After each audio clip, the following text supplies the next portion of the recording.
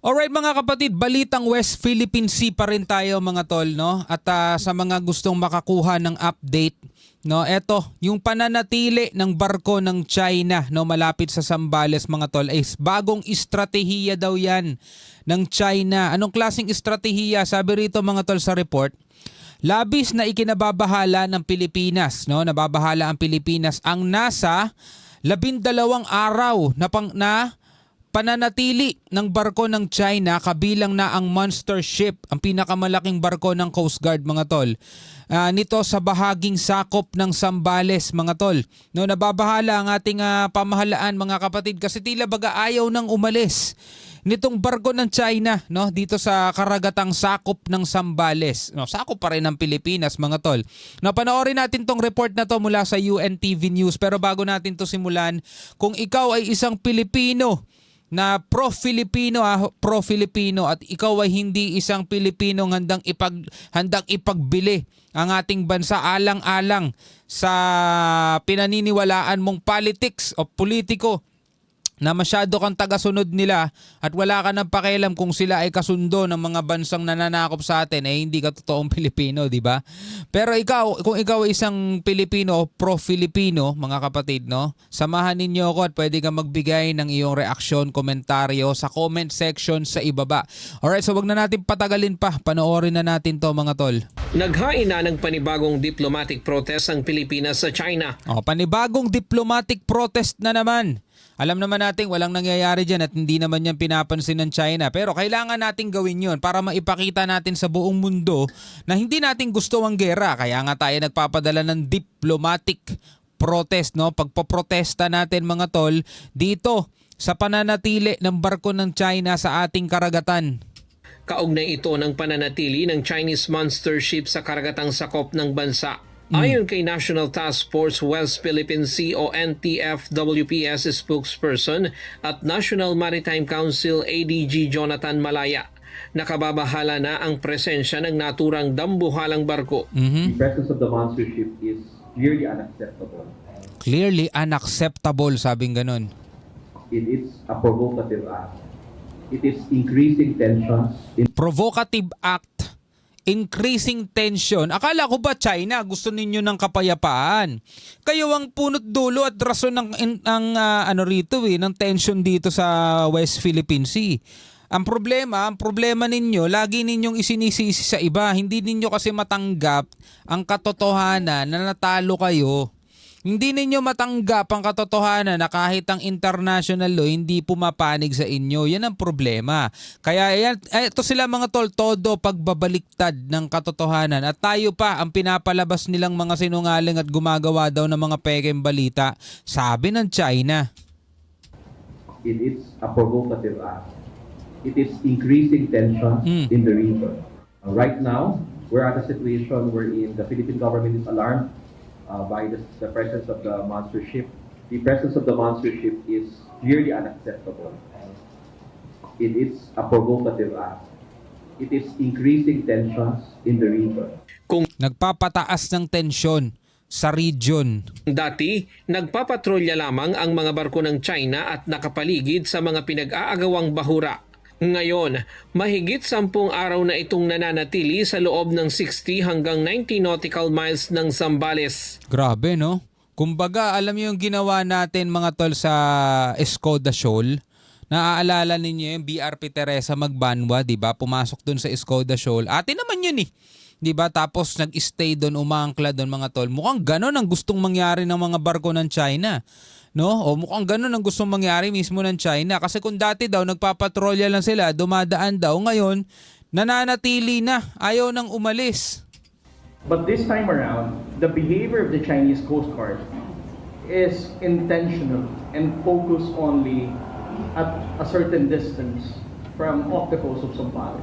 As I said, it's either 60 to 90 nautical miles.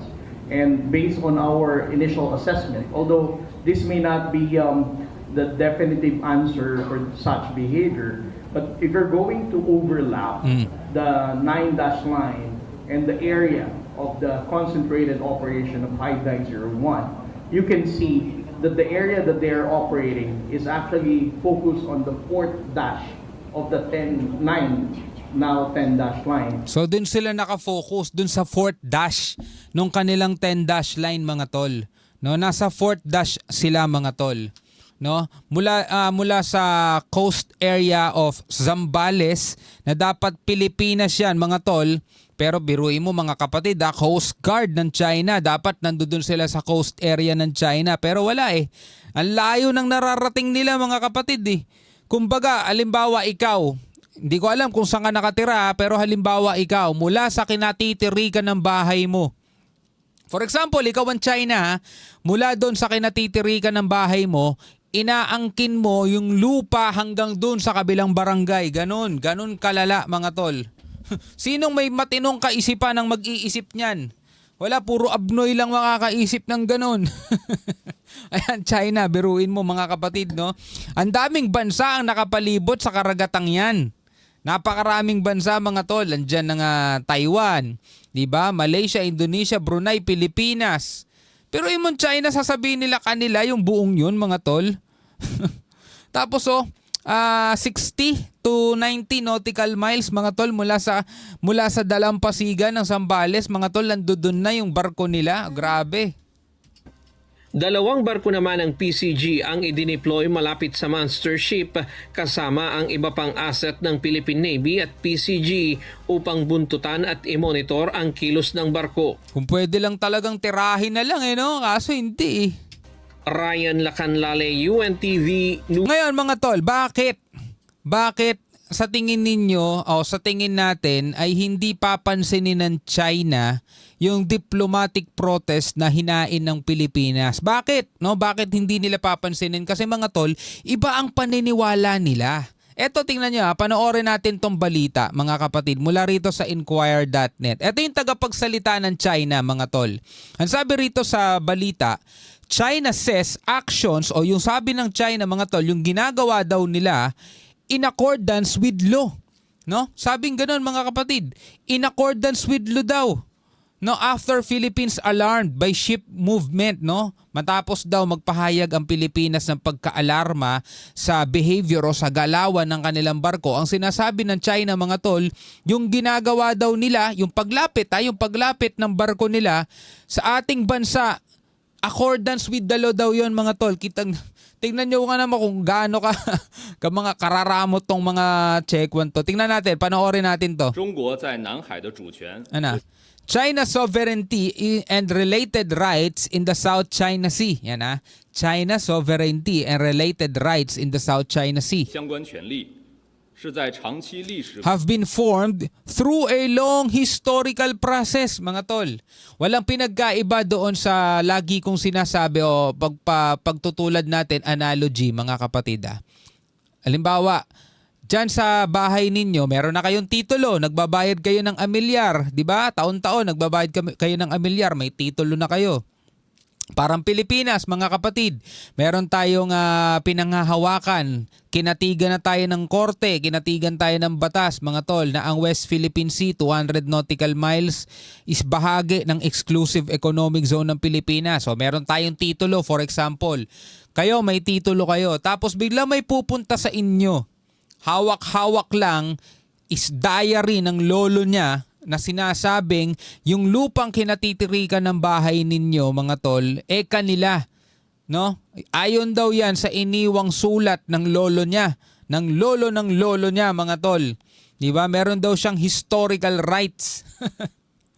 Pero pag hinanapan mo ng kasulatan na permado mismo ng batas o kinakatigan ng batas, wala naman maipakita. Ang sinasabi lang niya, hindi. Ang sabi ng lolo ko, yung lupang kinatitirikan ng bahay ninyo ay amin. Eto, malinaw, nakalagay pa rito ang address. O sabi nga rito, may puno ng mangga. Ayan, yung puno ng mangga nyo, amin yan. Ikaw, papayag ka, bigla may pupunta sa bahay nyo, parang si Raulo magsasabi ng ganun. Diba? Ito sinasabi ng China mga tolo, yan daw, na buo daw yan have been formed through a long historical process. Diba? Wala na silang pakialam doon sa UNCLOS, United Nations Convention on the Law of the Sea. Wala na silang pakialam doon. Wala na silang pakialam sa sinasabi ng international law. Wala na silang pakialam doon sa hatol ng Court of Arbitration, 2016 arbitral ruling. Wala na silang pakialam doon. Basta meron daw silang historical claim. 过程中形成的， Ay 具有 nako po. 充分的 And this has ample historical and legal foundations. 历史和法理依据，符合 And 国际 is 法 in line 和 with 国 international laws and practices. Paano mo masasabing in line with international laws and practices kung unang-una sinasabi ng international law na hindi na yan bahagi ng teritoryo ninyo o ng soberanya ninyo? Sa Pilipinas na yan. Ibig sabihin, pag sinasabi ng international law na sa Pilipinas yan, Pilipinas ang may jurisdiction dyan. Pilipinas ang may karapatan na magpatrol dyan. Pilipinas ang may karapatan lang, mga tol, no? Exclusive nga eh. 'Di ba? Na manguha ng mga likas na yaman dyan. Kayo bilang China na taga dun sa malayo, bakit kayo nandirito? 60 to 90 nautical miles mula sa aming dalampasigan. Tanong, yun ba ay ayon sa international law? Hindi. Sila lang nagsasabi niyan. 国际实践。 Tigas ng mukha yan eh. 中国海警 The Chinese Coast Guard's patrols and law enforcement, itong ginagawa ng Chinese Coast 依 Guard, 法在相关海域巡航 is 执 in 法 accordance with the law in relevant waters and is beyond reproach. 意义。我们再次正 We 告 once 对方 again warn, ayan ha, binabalaan namin ulit ang Pilipinas, sabing gano'n, we once again warn the Philippine side to immediately stop all infringement. No? Tayo pa ang binabalaan, mga tol. Samantalang tayo yung merong arbitral ruling. Samantalang tayo yung sumusunod at nagko-comply sa UNCLOS. Oh. Ngayon, kung ikaw ay isang Pilipino at todo suporta ka, no? Todo suporta ka sa Pilipinas pero wala kang pakialam sa nangyayari dito, wala. 立即停止一切侵权挑衅， Stop infringement, provocation, and hyping, and to stop all actions that undermine peace and tranquility. Ay, nako po. 和煽宣炒作，停止一切破坏南海 In the South China Sea and complicate the situation, no? Talagang baliktad ang mundo nito, mga to. Baliktad ang kautakan, no? Tayo pa lumalabas na masama, 和平安宁，导致局势复杂化的行动。 No? Pero mo, hindi ka ba maiinis dyan? Ang lakas ng loob nilang gumamit ng in accordance with the law. Samantalang yung batas nga hindi nila sinusunod eh. Di ba? Halimbawa, ikaw, nag-trespassing ka, pumasok ka sa bahay ng may bahay. Tapos sisitahin ka. Bakit ka pumasok sa bahay ng may bahay? Pwede mo bang sabihin bakit? Naayon naman sa batas ang ginawa ko eh. O di ba? Hindi ka kaya sapokin. Paano mo masasabing naayon sa batas yung ginawa mo kung labag sa batas mismo yung sinasabi mo? My goodness. Anyway, bilang isang Pilipino, ano masasabi mo dyan? Comment ka na lamang sa ibaba. Hanggang sa muli mga tol, ako nga pala si Shobal D. Peace out.